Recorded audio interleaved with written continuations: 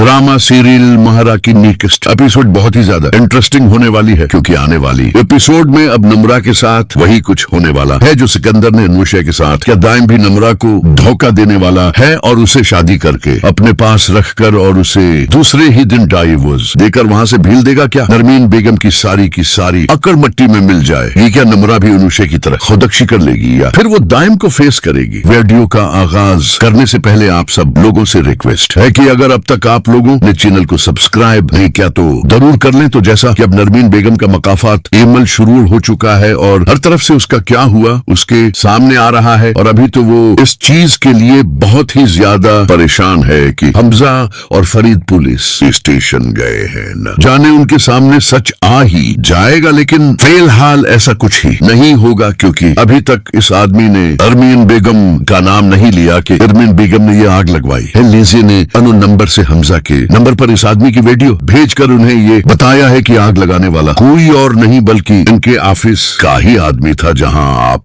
फरीद और हमजा को ये बात पता चल चुकी है कि बाहर से नहीं बल्कि उनके ऑफिस के अंदर से ही किसी ने दुश्मनी निकाली है। इसीलिए वो लोग पुलिस स्टेशन चले जाते हैं, जहां फिर दूसरी तरफ नरमीन बेगम को भी सुकून नहीं आता कि जब तक हमजा और फरीद घर वापस नहीं आ जाते, क्योंकि उसे ऐसे ही लग रहा है कि जैसे अगर वो आदमी पकड़ा गया है तो वो इसका नाम ले लेगा। दूसरी तरफ दाइम के पास नम्रा भी पहुंच जाती है उसे शादी के लिए। नम्रा ने बहुत ही बड़ा कदम उठा लिया है अपनी माँ के खिलाफ जाकर, लेकिन अब नम्रा को दाइम की हकीकत का नहीं पता। उसे ऐसे ही लगता है कि जैसे दाइम उसे वाकई मोहब्बत करता है, लेकिन ऐसा बिल्कुल भी नहीं है, क्योंकि अब नरमीन बेगम का मुक्का फातह अमल शुरू हो रहा है। इसीलिए अब नम्रा के साथ ये सब कुछ हो रहा है और यहाँ पर नम्रा को सिकंदर के हुए की सजा भी भुगतना पड़ेगी। इसीलिए दाइम नमीरा को दुल्हन बनाकर बिल्कुल सेम वैसी ही जगह पर ले जाता है जहाँ पर सिकंदर ने अनुषा को लेकर गया था और अनुषा से निकाह किया था, और दाइम भी वहाँ पर नम्रा से निकाह कर लेगा और उसको अपने पास रखेगा। और दूसरे ही दिन वो नम्रा से बोलेगा कि नम्रा तुम जाओ अपने घर, मुझे तुम्हारी जरूरत नहीं है। जिस पर नम्रा बोलेगी कि ये तुम क्या कह रहे हो, जहाँ पर दाइम नम्रा से बोलता है कि मैं कुछ नहीं कह रहा, बस मैं सिर्फ तुम्हारी माँ की अकड़ निकालना चाहता था। मैं तुमसे वाकई मोहब्बत करता था, लेकिन जिस दिन तुम्हारी माँ ने मुझे अपने घर बुलाकर मेरे चचा के सामने मुझे बेइज्जत और जलील ख्वार, क्या मैंने उस दिन सोच गया था कि मैं अपनी बेइज्जती और अपने चचा की बेइज्जती का बदला तुम लोगों से जरूर लूंगा, और कुछ नहीं, ये सिर्फ मेरा एक बदला है, वरना मैं अब तुमसे शादी करने के लिए बिल्कुल भी राजी नहीं था। ये तो सिर्फ तुम्हारी माँ को दिखाना चाहता था, जो अपने आपको बहुत महान और दौलत और जायदाद भली माने फिरती है। अब देखता हूँ कि वो इतनी दौलतमंद होकर तुम्हारी इज्जत को मुझसे कैसे बचा सकती है, और तुम्हें उसने मुझसे कैसे बचा लिया। जहाँ फिर नम्रा बोलती है कि दाइम प्लीज ऐसा मत करो, तुम्हें पता है कि तुम्हारे साथ शादी के खिलाफ सब थे, लेकिन मैंने फिर भी तुम्हारा साथ दिया, और अगर तुमने ऐसा मेरे साथ किया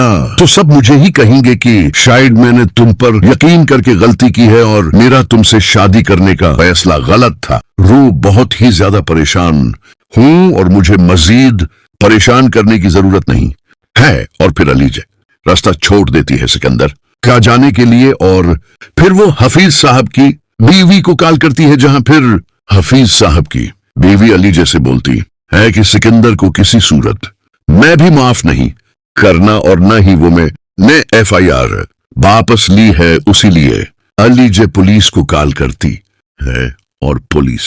सिकंदर के इसी घर पर छापा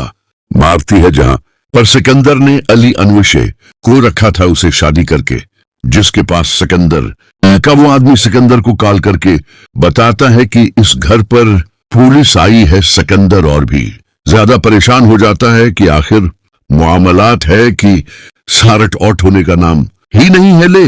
रहे। एक तरफ से एक मुश्किल हल नहीं होती, जहां से दूसरी फिर आकर सर पर कड़ी हो जाती है, क्योंकि उसे ऐसे ही लगता है कि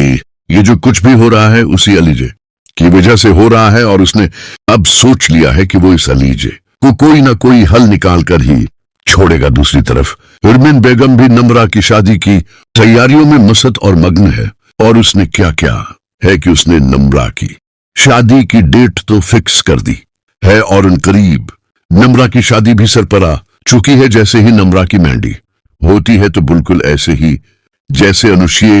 की मेहंदी पर किसी औरत ने आकर बताया था कि अनुषा